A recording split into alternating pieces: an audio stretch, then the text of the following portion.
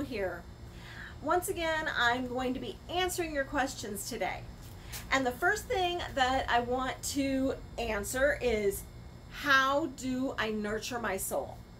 Well, instead of telling you how to nurture your soul, I thought instead I would show you what I do to nurture my soul. The things that I love to do, the things that bring me peace, that bring me calm, that help me focus my mind.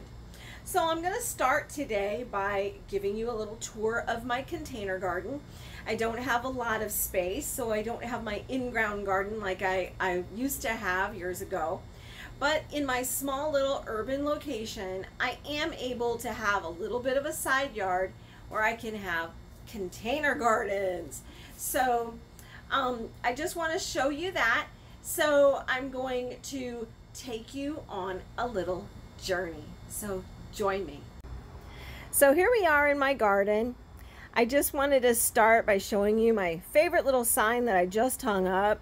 Wisdom from the garden. Remember your roots. Listen to sage advice. Show your true colors. Don't let things bug you. Always keep growing. Take time for what you love, and no vining. I just love that sign. It really kind of explains who I am and how I feel about my garden space. So I'm just going to take you around and show you some of the little plants that I have. Some are doing really well, others not so much. This is a cilantro, and somehow I have some mint growing in with my cilantro. I have my rosemary plant that I actually started from my bigger rosemary plant. I took cuttings and started that one and rooted it, and here we go. It's getting really big now. I have a little baby aloe, and that came from my big aloe over here. As you can see, I have some babies coming off of it now. Again, I can transplant those. My bowl of bee water. We have to make sure we take care of our bees. Our pollinators are very important to us. And you can give bees water, but you always need to have something like rocks or twigs so that they don't fall in and drown. So I put some colorful rocks in a dish for them and put them on a pink pot. Now I've recently raised some of my plants. I found some old milk crates in my shed, so I cleaned them up, brought them out, and raised my garden a little bit. Gives it a little bit more depth. But I have lots of different plants. I did grow lots of tomatoes this year.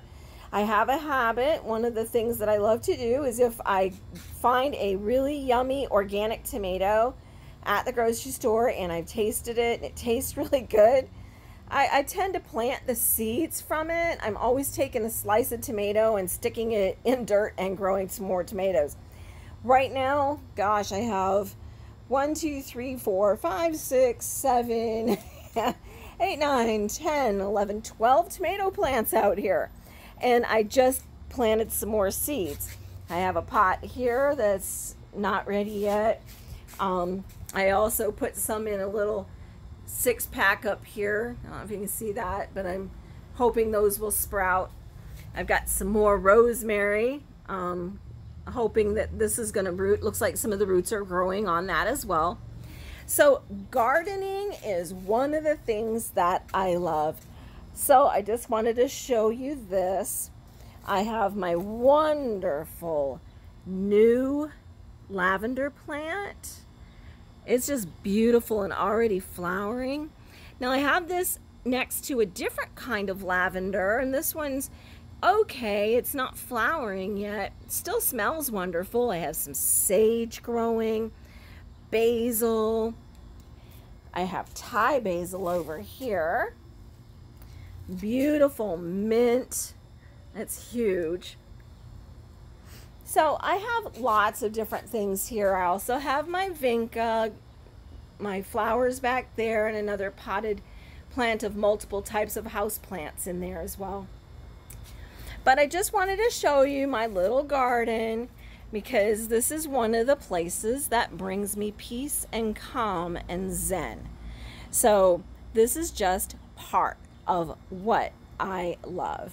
And of course, my little anamu plant is getting so big, new sprouts coming everywhere. This is also known as guinea hen weed. And this plant helps fight cancer if you eat the leaves, just 1 leaf a day. It can also be a blood thinner, so I don't recommend it if you're already taking blood thinning medication. But it's also good for banishing negative spirits. So I put that in some of my sprays that I use to clear homes and people. I've got a couple of little new basils, a little Thai basil and a sweet basil growing together in this pot. I just rooted them. The roots are really huge.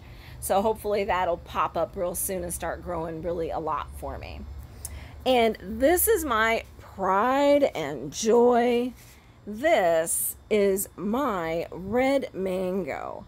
I planted this tree from a mango seed back in 2016, and it has gotten huge. I'd say she's about 4 foot tall now. She's got all these new branches that finally popped out the top, so she's going to be huge. But this is just part of what I do to nurture my soul.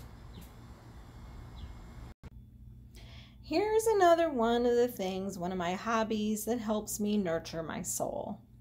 And these are 2 of my altar dolls. That's Mama Dontor on the left and her sister Uzuli Freda on the right.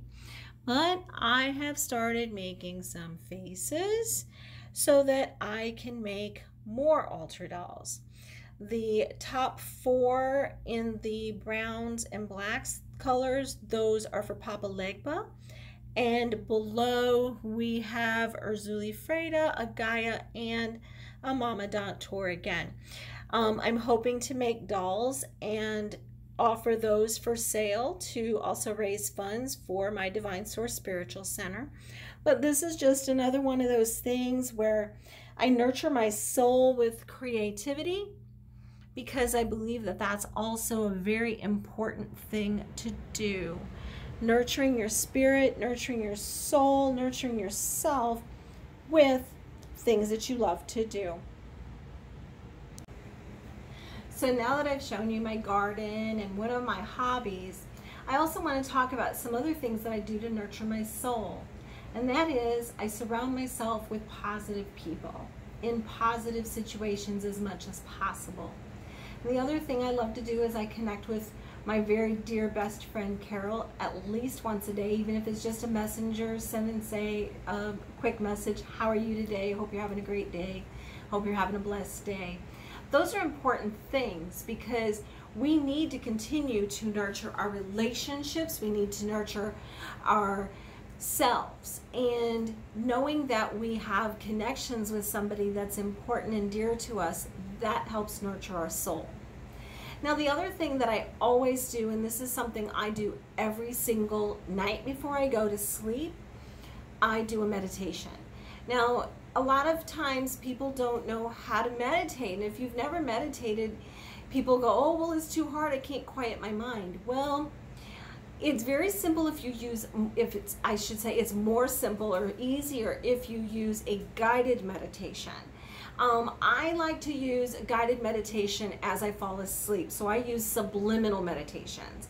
They help me get my mind on track. So if I would like to attract something in particular, maybe I need to bring in more wealth or abundance or just have peace and tranquility, I can do those types of things through subliminal meditations.